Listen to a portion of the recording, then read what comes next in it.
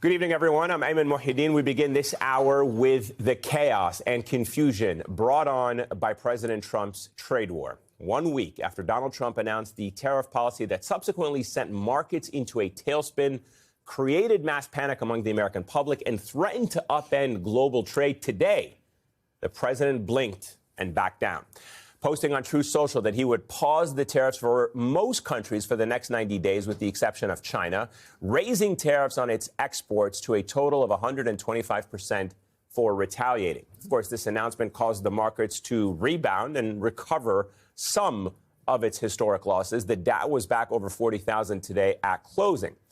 Now, it is certainly not the first time that the president has reversed course on a crisis of his own making.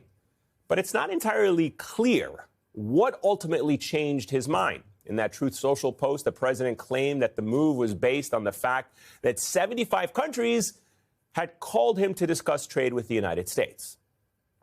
But it also comes after Trump has faced a lot of pushback to his tariff policy, including from political allies, like some Elon Musk. Some business leaders were even warning of a potential recession. Not to mention, there was a sharp sell-off in the bond markets this morning.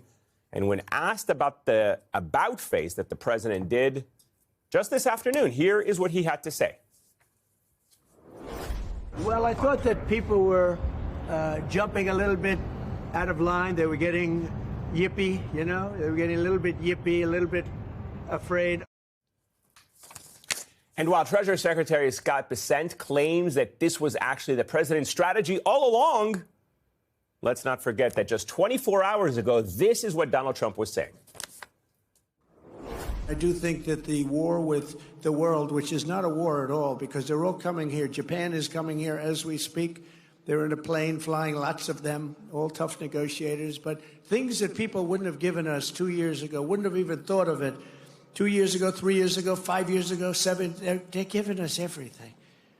They don't want tariffs on themselves. And it's very simple. We're making deals, and people are paying tariffs. Many countries have. They've ripped us off left and right. But now it's our turn to do the ripping.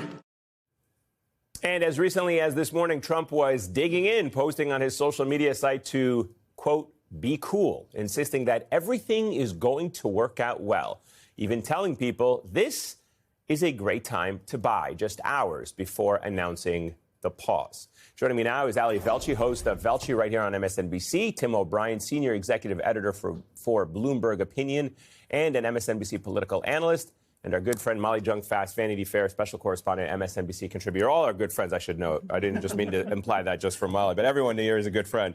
Let me start with you, Tim, and get your thoughts on two things that I want to put up. The post of Donald Trump at 9:37 a.m. saying, time to buy, and at the same time, Trump then, the tariff post coming in about 1:18, and you see the surge there of that. I am not a conspiracy theorist, but I just want to get your reaction to that and the way that this day unfolded, the way the markets reacted, more importantly, the timing of this.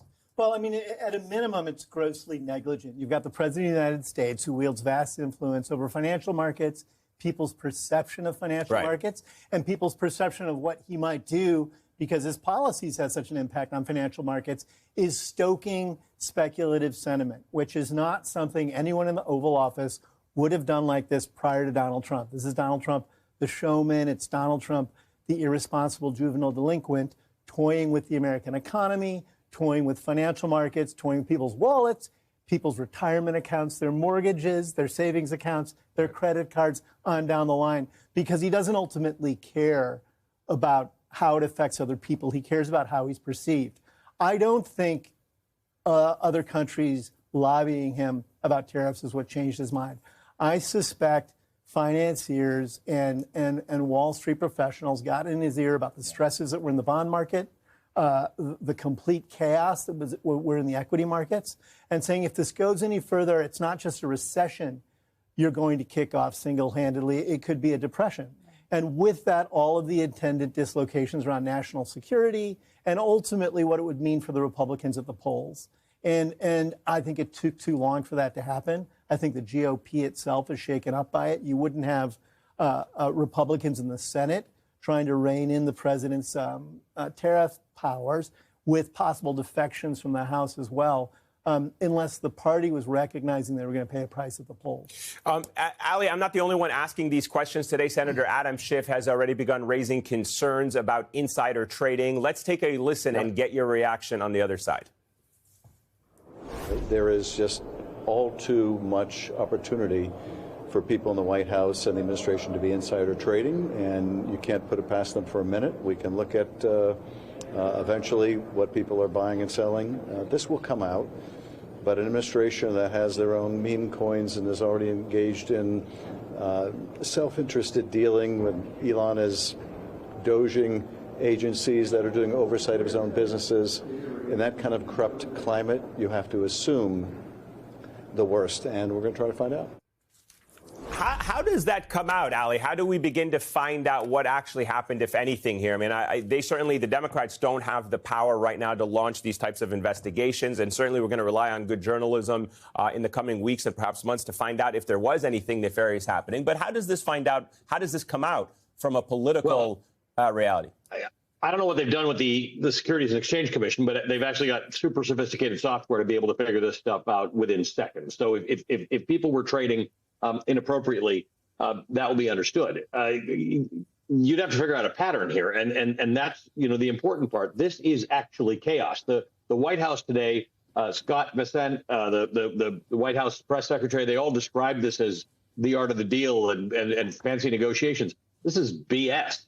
Not only were they endangering the American economy, just be clear about this. There are people who are 60 years old or 65 or 70 or 75 who looked at this market and said, I don't have the stomach or the range of life for this. People sold their stock into a falling market in the last few days. That money will never come back for them, number one. So this is really real. There are people who were importing goods, small businesses, who then had to pay these tariffs and have to decide whether they're passing them on. And if the tariffs disappear all of a sudden, they're stuck with goods that they've paid extra for. So this is not an abstraction. But more importantly, as you know, we've had inflation for a few years, and the way to fight that is you keep interest rates high. It discourages an economy from overheating, and you slow the economy down, you bring inflation down. It's largely worked.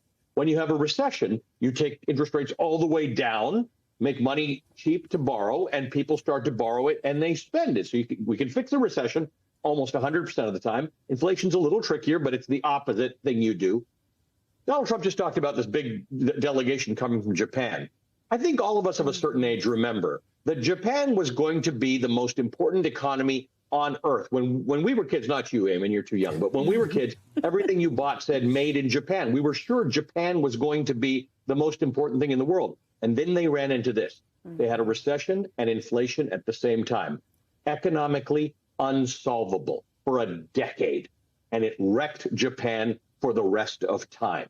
This is not playing around the edges. And by the way, we're supposedly in a national emergency. The reason he did all this is for national security. What's the national security? You put 50% tariffs on Lesotho. Yeah. All they send us is jeans. Like, what's the national security? I mean, this is such BS, Eamon. And you and I have been in touch. I've been out of the country. I have been dying to get back here to just help people understand that this is nonsense. Listen to nothing that comes out of the White House or the Treasury Secretary or the Commerce Secretary. It's all nonsense.